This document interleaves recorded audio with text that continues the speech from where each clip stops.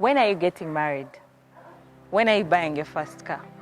How come you don't have a job? Why aren't you like your friend? At this age, you should have been this. These and more society expectations affect our mental health. Today's episode on the Mental Health Show, we will be talking about handling these society expectations and their effect on our mental health. Do you have those friends around you or those relatives, especially the relatives, who keep asking you, when are you getting married? When are you buying your first car? Okay, hold on. You finish campus, let's go back. You finish university. When are you finishing university? You finish university. When are you getting married? You get married. When are you having your first child? You have your first child. When are you having the second?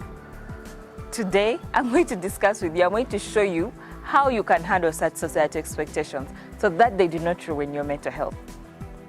Now, the first one is that the first way you can handle these expectations is that these are what they are, societal expectations. And these do not run your personal calendar. They are not, the society is not God. They're not the ones who created you, yeah? I'm a believer in God. So I believe that God has everybody's calendar and everyone will achieve whatever they achieve at the right time, whenever they want, whenever they are meant to achieve it. Yes. So the second one is that we have to block out these expectations, yes? Because the truth is they are not going to stop being there. They will always be there. There will always be people expecting you to achieve certain things according to them that you should have achieved, yeah, at a certain stage. How do you make sure that they don't affect you? You have to block these expectations. You have to block your ears, you know? Like you go to a family meeting and they tell you, BT, in my language, it is BT when yeah? So you have to learn how to block it. Then the third one is you have to be content. Yes? You have to be content with where you are right now. Contentment comes from the inside. Contentment also doesn't come from comparing yourself to the people who are achieving the things that you are meant to achieve according to society. If your friends are getting married, don't be saying, hey Bambi, you're getting married. What about me? When am I getting married? You know? Or Banange, this one has a boyfriend. How about me? You know? Or this one has a car and I don't have. You have to be content that this is in a season of your life when you're supposed to achieve these things, you are going to achieve them. The fourth one that I have really found very, very helpful is praying about it, you know? Like you have to pray, and it's the fourth, but it's not even the least, it's the best. If you pray, you ask God, please teach me how to be content with the things around me. And then you have to limit. The fifth one is that you have to limit the access of these people to your life. The people who keep showing you that, you know what, you have a deadline to achieving certain things, like societal expectations of what you should have achieved. You have to not surround yourself with them. You have to limit the time you spend with them, because the more you expose yourself to such content in society or such people in your life, then you keep on putting unnecessary pressure and you end up being anxious. Did you know that people who actually heed to people's expectations end up being depressed and anxious? They have very high chances of being depressed. Some people even commit suicide. So in order for them not to affect you in that way, because they have no right to, you need to limit their access to you. And then the next one is that you have to limit your expectations, because sometimes society doesn't even have expectations of you.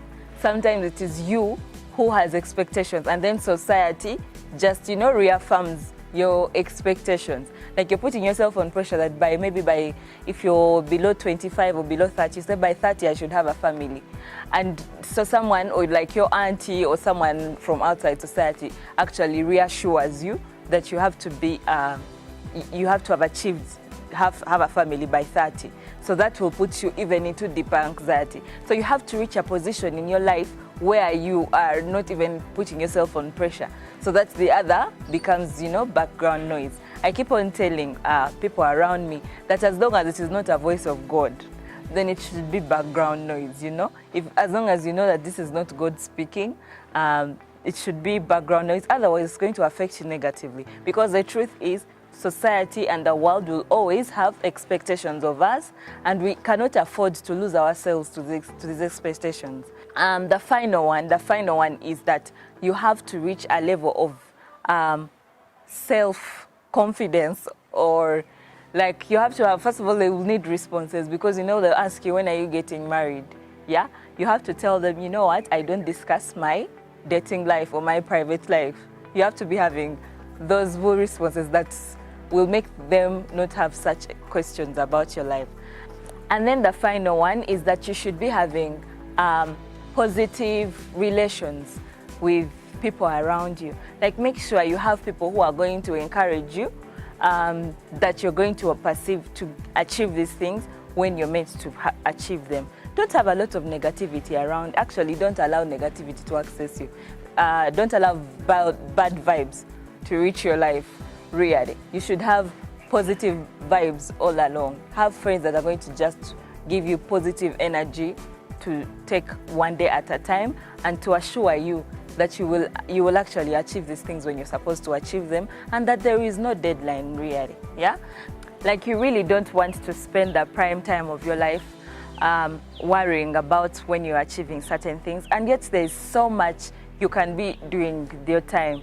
You can use that energy and time to start a business. You can use that energy and time to develop a talent. It's never too late to develop a talent. You can use that energy and time to, achieve and soar in the area of your strength, instead of focusing on the negative energy around you, or of focusing on, people's or society's expectations. Always know that taking one day at a time is very important. I think I know in my mind that I'll reach a certain age and people will start putting me on pressure for certain things. But I am not God. I am not God in my life.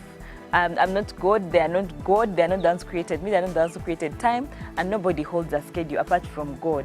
So I feel like if it's not a voice of God, really, I shouldn't dwell on it. So that's all I had for you today. I hope that you be kind to each other and be kind to yourself. Catch this and many other shows on Faraja TV, social media platforms, and on YouTube.